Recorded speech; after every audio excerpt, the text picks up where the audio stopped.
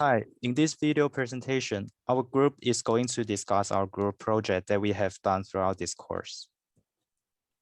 We want to split our presentation into three parts. First of all, we want to introduce our hypothetical clients that are IPS targets. Secondly, we want to specifically discuss the contents of our IPS. And our last part will be our performance evaluation and the discussion of changes we made compared to the initial IPS. First of all, let me introduce the hypothetical clients we set for our project. We have two individuals to be our clients, Jack and Bella Smith, who are both successful engineers, recently retired from Google, and they are both 67 years old. They have a residence in California that can ensure their living standard, and they do not have major liabilities. Regarding family members, they have financially independent child, and their total liquid assets for them is $2 million. And we will recommend them to put half of them in our investment. Based on their background information, we want to finally classify them to be high net worth family or individuals, and we want to construct an IPS and an investment portfolio that is most appropriate for their characteristic and classification.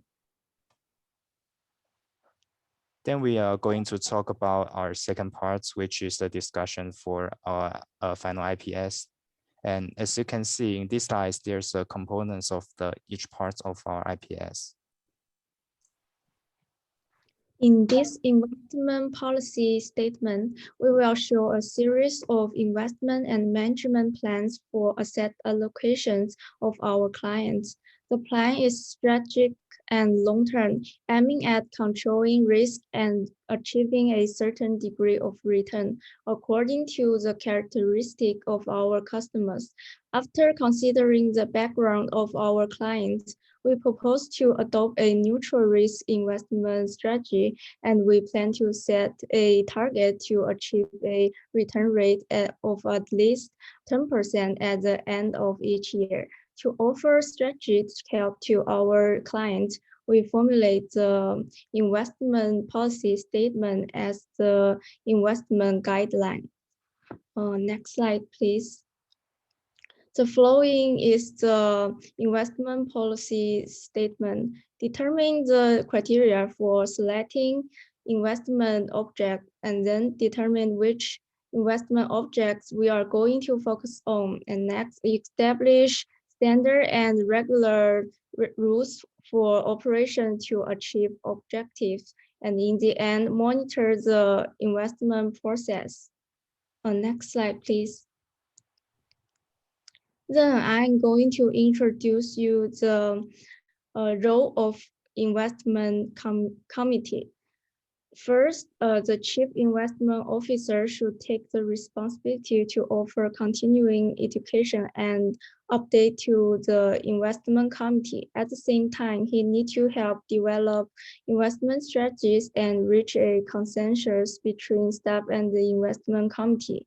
And next, we need to determine the composition of the committee, its skills and capabilities, and the way it sets its goal, policy, and practice. The above factor will be set out in the constitution of the committee. And the third, it is important duty of the investment committee to formulate the company's investment objects and policy.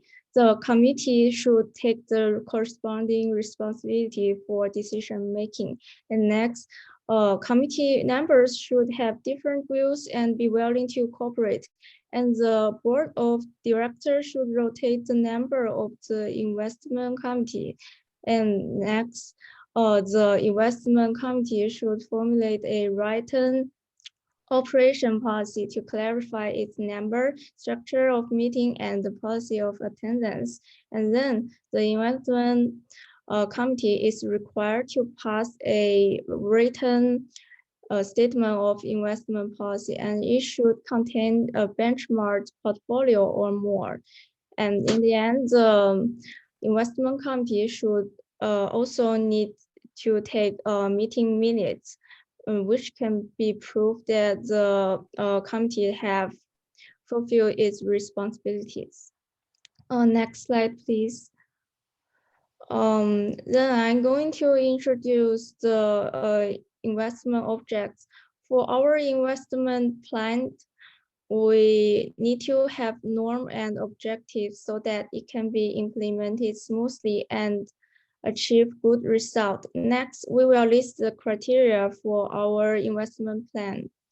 First one is to maintain a certain degree of stable rate of return. Next, we need to carefully control the risk level and protect the customer's assets. Next is to provide different kind of investment tools to increase the variety of investment. And then is to invest in different asset classes and use various financial instruments. And in the end is to minimize investment costs and reduce unnecessary expenses. Next slide, please. For our risk objectives, we have thought about the following characteristics of our clients before making a classification. There's no living pressure for our clients. The total fund of 2 million are apparently sufficient for them in terms of their ages. They don't need to support their child since he's independent, and they do not have major liabilities. However, although there are many positive characteristics, we don't want to set a too aggressive strategy since they do not need to seek super high returns in terms of their age. And we want to protect their capital as much as we can by providing a more stable strategy. Therefore, we want to classify them as risk neutral. In terms of return objectives, we want to help the Smiths to reach at least 10% of annual returns at the end of each year. The rationale is based on the benchmark we selected of our investment expectation and performance evaluation, which is the S&P 500 index. The historical average annual returns of S&P 500 is between 10 and 11%. Therefore, we decide to set our return objectives to be 10%. There's no major constraints regarding our clients, mainly due to their strong living standard and lack of financial pressure. For investment horizon, we set it to be 15 years because they will be closer to a life expectancy at that time. And they will be expected to get a very sufficient amount of total return at that time. Therefore, in terms of ages, it is meaningless for further investment. And based on their overall condition, we want to use a strategic asset allocation since our clients do not need to seek short-term profits immediately based on their sufficient living standard and capital owned. Therefore, we want to focus on long-term profits and a safer and more stable investment strategy. Regarding our investment portfolio, it is composed of the following 8 asset classes. In this table, you can see the weight distribution of our portfolio regarding each asset class. And you can see that equities and fixed income are the 2 main asset classes we focus on. We have equities from the following 5 companies in our equity portfolio, and the table shows the weight and returns of each of them. And more illustration will be given in the performance evaluation parts later in this video. Here's the table representing our fixed income investment, also with returns and weights of each of them. As you can see on the right, we invest 17% of them to be US government bonds, 20% to be the corporate bonds, and 10% to be international bonds. And here is the remaining asset classes in our portfolio that we have relatively less weight on. For commodities and real estates, we set our weight to be 10%. And all remaining asset classes will have weights of 5% each. The information regarding the specific components of these asset classes and our investment ideas of each of these asset classes is also shown in this slide.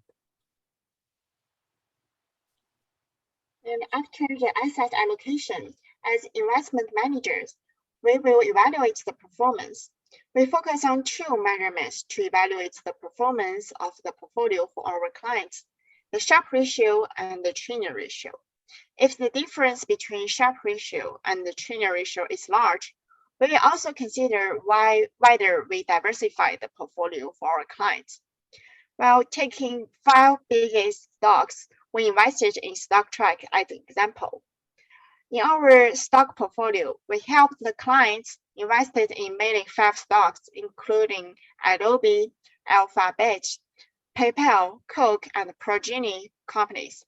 We put the weight almost equally, attempting to diversify, and we got the returns of the 5 stocks below at the end of July 23, 2021. Using this data, we can calculate the rate of return of the portfolio at 3.79%. It's a little hard to calculate the standard deviation on our own, so we estimate the standard deviation by adding daily prices of every stock in the stock portfolio on Excel and using the function to calculate the standard deviation of the stock portfolio for the past month.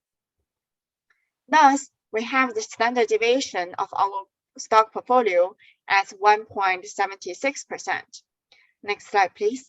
Then we can calculate the Sharpe ratio using the 1 month T-bill rate of 0.5%. So we got the Sharpe ratio of the stock portfolio at 2.13. We consider this Sharpe ratio is very good. Next slide, please. Since it's considered very good when higher than 2, well, it would be better when higher than 3. And we contribute the higher return with lower risk to Alphabet company, since we bought the stock when the price is much lower. Although the Progeny has a negative return, we believe the stock will increase in the future. Taking account of all the stocks, bonds, futures, and other investments, our portfolio has a Sharpe ratio of 3.78 shows on the stock track, which is satisfied for us. Next slide, please. Now, in this case, we don't need to rebalance the portfolio, but the portfolio will be rebalanced to its target normal asset allocation under the following circumstances program. The investment manager will use the inflow of cash flow or the outflow of funds changes in the portfolio to rebalance the current weights to bring them closer to the target weight of the portfolio. And there are 2 circumstances that we will rebalance the portfolio. If there are no cash flows, the overall portfolio will be monitored to consider quarterly whether initial goals are in place or have changed. Performance and fees will also be included in this conference, and the Smith and we will determine the future portfolio direction together. Besides rebalancing at specific time periods, I recommend rebalancing when exposure to the major asset classes is 2 or 4 percentage points from the targets, depends on specific assets. And next slide, please. That's basically all the important contents included in the APIs. Overall, for the final APIs, we made some changes. The first is to clarify the risk objectives, return objectives, our clients' constraints, and our investment horizon. Second is regarding the portfolio composition. We slightly changed the weight of our equity portfolio since we have found that the current portfolio brings higher returns compared to our prior selection. And finally, we added 2 tables with all information regarding equities and bonds. We hope these changes would make the APIs clear to our clients, and if there's any question, we are glad to help our clients. Thank you.